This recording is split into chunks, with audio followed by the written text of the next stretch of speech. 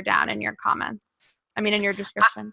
You guys, I do this so frequently that I do it all right here in my phone. I occasionally will do a post on my notes, and when I need to schedule a post, I do it in Planoly. But it's all just using the return key, and I use the asterisk. Some people use dots. Some people use the plus sign, and this is simply so that you don't see all of the hashtags in the initial description. I don't know about you guys, but when I see a lot of hashtags in the initial description, it looks kind of desperate and spammy, and that's why I have the spacers, and most people do use spacers, so you don't see all the hashtags. It hides the hashtags, and I use 4 spacers. Some people use 5. There's no right or wrong. Can you show people the edit button for this post? Someone was asking, How do you edit post again? Now, like we've already said, if you add this hashtags when you edit, it's not going to show up at the top of the hashtag feed. It'll show up like in that date. So you want to put hashtags in as quickly as possible. But if you're looking to just edit a error or something inside of your post, so what did you click, Sue? Yeah, so you guys, I just tap on the 3 dots on the top right, and you can edit right here. You can actually, there's a lot of different things that you can do, but the edit button's right smack in the middle, and you can go in. It's like, okay, this often is the case. Oh, I spelled a word wrong, or I forgot a letter. I go back and I can add it right here. I can change the punctuation. I can capitalize things. I can add an emoji, and I just added Sue D Live right there for you guys to see. And when you're done, you just want to press done. Definitely. Chrissy was asking, when you want to drop a thank you, like you were talking about, to the people that are following you, how do you get in contact with them? So that means that Chrissy doesn't know about DM. So okay, do you want me to show? You guys want me to show? I'd also say that you can a quick easy way to comment them is easy way to thank them is by commenting on their most recent post. So you don't necessarily have to message them or email them. That's what Chrissy was talking about, emailing. And you could comment on their most recent post, but you could also direct message them. So Sue will show you how to do that in a second. So Wendy, I know, is listening live, so I just dropped her a little love on her comment. So the way that you guys are going to see me here on the Cape, so I could send a message, I could do a video, which is my favorite thing to do. So this is typically something I'll do, you guys. I'll be like, hey, Wendy, I'm so glad that you were listening live to my hashtag class, taking copious notes. I know that you're going to be a hashtag ninja in no time. And now I'm going to send that to Wendy.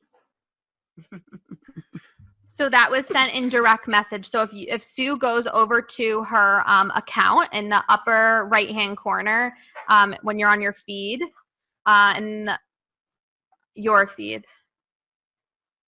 Oh, yeah. Hold on. When you're on your feed, in the upper right-hand corner, you see that there's this little like circle.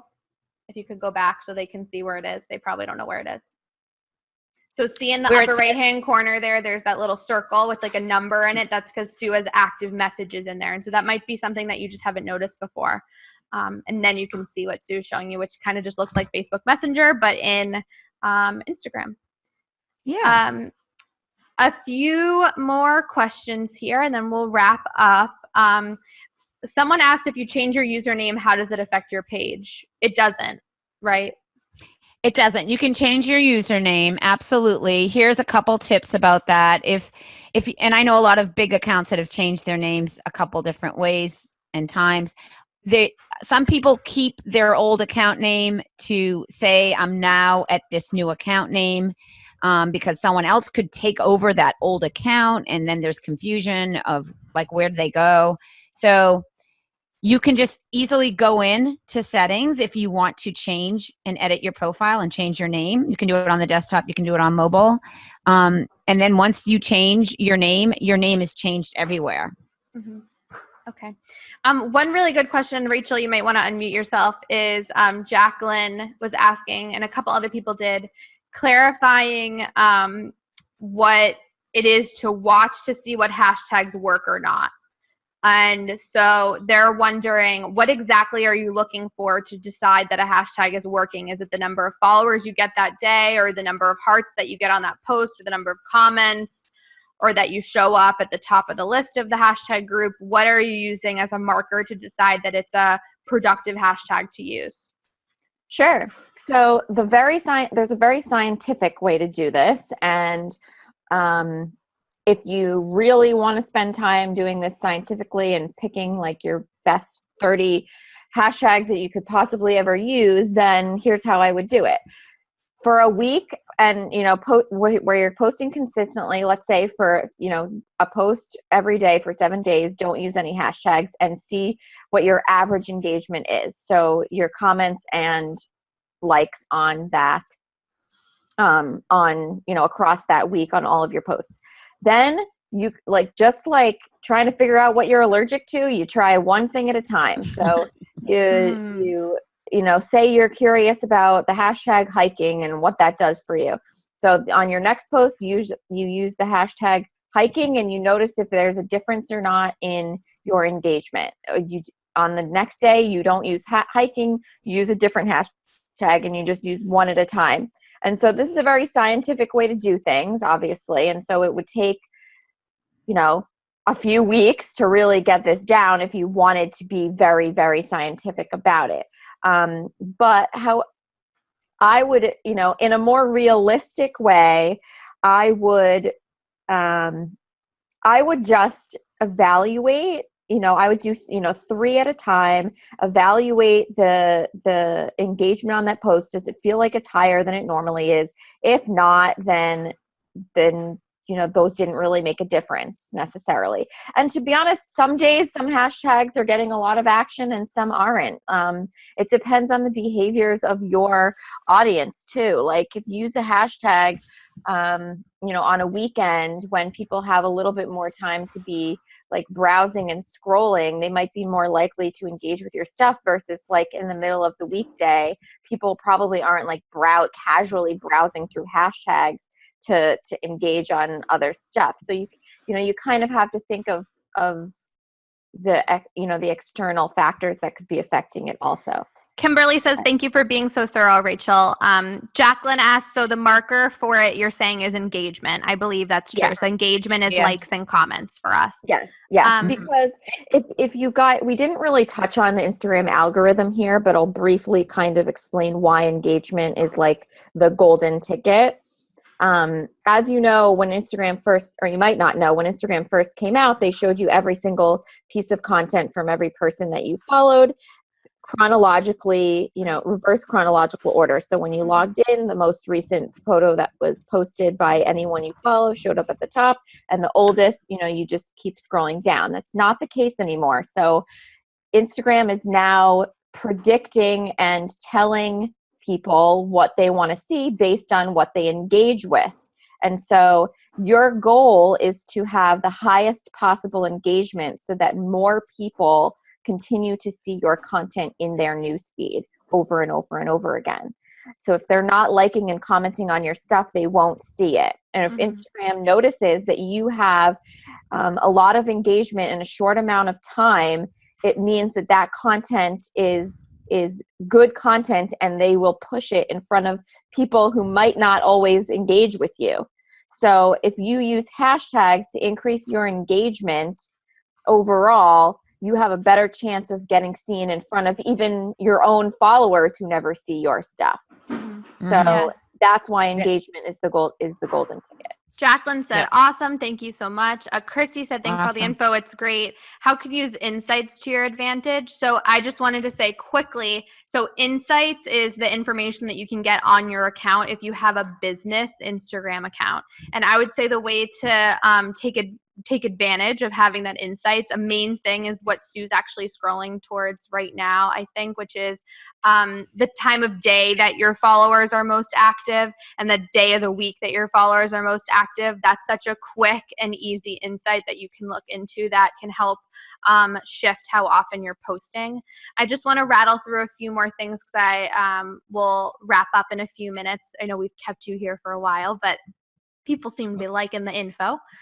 Yeah, go ahead. I got a couple of questions about how to use Instagram from your laptop, and we actually did a blog. It's 3 blogs back, so if you go to SubiZimmerman.com, you'll see 3 posts back, how to use Instagram on your computer in 2017, and there's a full instruction on that, so check that out. Someone else mentioned, they weren't able to DM on their phone or something, so you can see in that post how you can actually answer your Instagram messages and comments and engagement on your Facebook account. So you can DM from your Facebook account. Am I right there with that? No, Sue? No, you cannot direct message from Facebook account. You can comment, but you can't send only can send direct messages from the mobile. Okay. I think I had. Did you want me to show anything else in the insights, Morgan? Are we good here? I don't think. I mean, is there another insight that you'd say someone would focus on? I think that's a really good place to start. Yeah, and I think people need to know the demographics of the gender and the age that you're attracting, because that helps you know like where that age range is hanging out on Instagram too. Mm-hmm. Someone else asked, can you follow a hashtag? No, so there's no way to follow it like you follow a person. So you'd be searching it in your Explore in order to check out, where you're at in a hashtag or what things are looking like in a hashtag. Someone asked how actually a paid option in Iconosquare. Yep. You can follow up to 3 hashtags. But I wouldn't recommend doing that. So you're not following it from Instagram. You're following it from this a third-party tool. A third-party tool like metrics and analytics tracking. But it is an expensive feature. So I would only do that if you were a bigger brand and you were invested in a particular hashtag. Mm-hmm. Someone asked, how do you try and stay in the top 9? Do your hashtag research. How do you stay in there? Well, you stay in there when those hashtags don't move as quickly and people aren't using them as frequently. Like I showed you for Social Media Marketing World. Like if I even were to go back to the conference in 2014, I'm still at the top there. So there's hubs, there's hashtags feeds that don't get used as frequently. Where you can stay at the top if you were someone who got that engagement, the likes, the comments, the saves. Right. So that's the most important part of it, is that you have a post that's in that hub that gets the most engagement. So if you continue to get engagement on that post, you'll stay in there. The last thing is that I had a couple questions near the end here talking about promoting posts. So that would be, making a post an Instagram ad. This could be a whole class in itself, and we've actually talked about doing that right here. But my general gist is that I love promoting Facebook posts. I also think promoting Instagram posts is hugely productive as long as you have the budget to put behind it. I'm a firm believer in a small budget still goes a long way. And so if you're able to put $5 or $10 behind a post that you're looking to get more reach, go for it. Inside of Instagram, if you're boosting posts, you can select the targeting like you would for a Facebook ad. So it really is powerful, and it's not necessarily something to look over if you are someone who's looking at promoting posts. So I think a couple people were like, is that something to even do, or is it lame? What do you think? So we are all for putting that ad spend behind Facebook and behind Instagram. Oh yeah. With that, I think we have answered literally every question here. So we're going to wrap up. Sue, do you have any final words to say to the group? Yeah, thank you so much, Morgan and Rachel, for your words of wisdom. As always, it's been a really great high energy class. Thanks you guys for being here. I know that some of you came over to this post. Yeah, just come on over to the Instagram Expert and let me know your biggest takeaway. We love knowing what you're learning and what you want more of so that we can keep delivering you these mini classes. We're really enjoying this. So let us know. Comments mean a lot to us, and that's how we keep delivering you what you want. Yeah, so to just recap, thank you so much for coming to this live class. With your registration, you will receive a recording of this class as soon as we are able to convert it and get it out to you. So that's something that you will have access to view online or to download the file of if you wish and file it away. Along with your registration, you received a worksheet to use. So if you didn't download that, head back into your inbox where the call information was, and you can download that worksheet, or go to subiezimmerman.com/#worksheet, and that will just load the Dropbox link for you to download it. Wanted it to be as easy as possible for you to access that and use it live today. If you're someone who didn't purchase the bundle with the #handbook and you want